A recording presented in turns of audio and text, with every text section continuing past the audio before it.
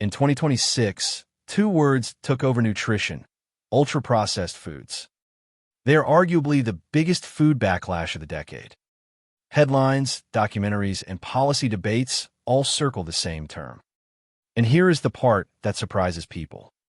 These foods are about half of all the calories we eat. Not a snack on the side, roughly half the plate. So what exactly are they, and should you worry? In the US and UK, the figure is roughly 50 to 60%. That is most of the average person's energy for the day. It quietly became the default way many of us eat. Breakfast cereal, a packaged lunch, a soda, a snack bar.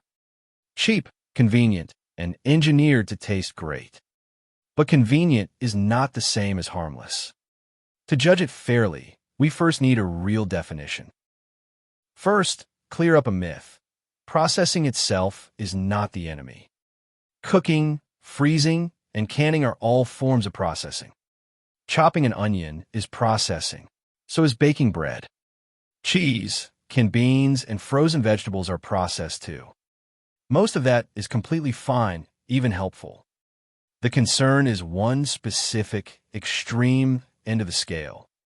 Scientists gave that end a name: ultra-processed. A researcher named Carlos Montero built a system called NOVA. It sorts food not by nutrients, but by how it is made. So it ignores grams of fat or sugar on the label. Instead, it asks what was done to the food and why.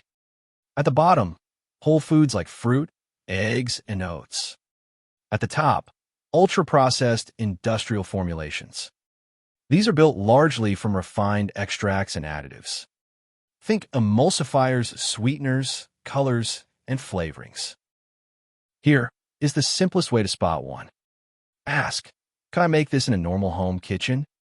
You probably do not own high-fructose corn syrup, or modified starches, isolates, and artificial colors. If the label lists ingredients you would never buy, that is a clue. Most sodas, packaged snacks, and instant noodles qualify. So do many mass-produced breads and breakfast cereals. Not because of one ingredient, but the whole formula. So what happens when people eat a lot of these foods? Scientists tracked large populations over many years. These are called observational studies. They watch real diets and real health outcomes. No one is told what to eat. Researchers just observe. And a pattern emerged that was hard to ignore. Higher ultra-processed intake tracked with higher obesity risk. It also tracked with type 2 diabetes and with heart disease. Some studies even linked it to depression and to higher all-cause mortality, meaning dying sooner. The links showed up across many countries and groups. In short, more of these foods, more health problems. But these studies have a famous limitation. They show correlation, not proof of cause. Maybe heavy junk food eaters differ in other ways. Less sleep, less exercise, lower income, more stress. Any of those could also drive poor health. Researchers adjust for that, but cannot remove all doubt. To really test it, you need an experiment. In 2019, Kevin Hall at the NIH ran a tight trial. Volunteers lived in a research ward, fully monitored. Every bite they ate was measured. They ate an ultra-processed diet, then a minimally processed one. The meals were carefully matched. Same calories offered, similar sugar, fat, salt, and fiber. People could eat as much or as little as they wanted. The result was striking. On the ultra-processed diet, people ate about 500 more calories a day. Same people, same study, just different food. And on that diet, they gained weight. On the whole food diet, they lost it. No willpower lecture, no calorie counting required. This was the strongest hint that the food itself matters. The big question is why? Why would similar nutrients lead to eating more? Scientists have several leading suspects. Each is plausible, none is fully proven on its own. Most likely, they work together. First, many are hyperpalatable. Sugar, fat, and salt combine in ways nature rarely offers. An apple is sweet. A cookie is sweet, fatty, and salty at once. That combination can be hard to stop eating. You feel pleasure before you feel full. In a sense, they invite one more bite. Second, they are often energy-dense. A lot of calories packed into a small bite. A candy bar can match a huge plate of vegetables and calories. They are also frequently low in fiber and water, so they do not fill your stomach much. You can eat many before your body says stop. Third, they are often soft and easy to eat fast. Little chewing, little effort. But fullness signals take time to reach the brain. Eat fast enough, and you overshoot before you notice. Speed quietly turns into extra calories. Fourth, some additives may affect appetite or gut health. Certain emulsifiers, for example, are being studied closely. This part is still uncertain, so we should not overstate it. And fifth, the quiet one, displacement. An ultra-processed meal often replaces a whole food one. So you lose fiber, vitamins, and protein you would have had. Sometimes the harm is what these foods crowd out. Now, the important balance. Ultra-processed is a very broad label. It lumps soda together with whole grain bread. Not all of these foods are equally harmful.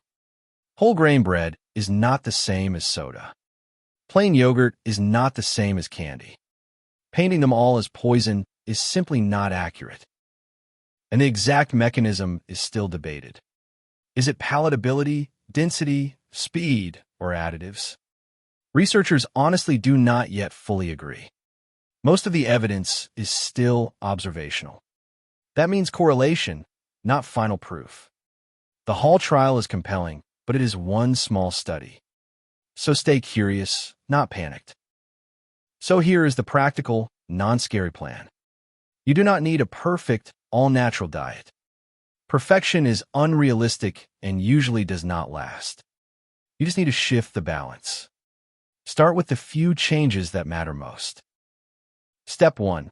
Minimize the clearest offenders. Start with sugary drinks like soda and energy drinks. They add lots of calories with almost no fullness. Then processed meats like hot dogs and deli slices. And the easy-to-overeat packaged snacks.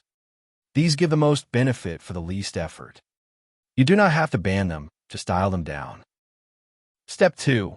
Prioritize minimally processed whole foods. Vegetables, fruit, beans, eggs, oats, and plain dairy. These bring fiber, water, and protein that help you feel full. Full-on real food, you reach for snacks less often. Add the good stuff, and it naturally crowds out the rest. Addition, not just restriction, tends to stick better. Step 3. Glance at the ingredient list. Long lists full of unfamiliar additives are a clue. Short lists of recognizable foods are usually a good sign. It takes only a few seconds in the aisle. Use it as a quick filter, not a strict rulebook. Small, repeated choices add up over time. So here is the balanced takeaway. Ultra-processed foods dominate the modern diet. The evidence linking heavy intake to harm is real. But the science is still evolving and nuance matters. You're not failing if some of your food comes from a package. The goal is balance, not fear or perfection. One reminder, this is general information, not medical advice. For your own health, talk to a qualified professional. Eat mostly whole foods, stay curious, and keep it sustainable. Thanks for watching Calorie Recipe. See you in the next one.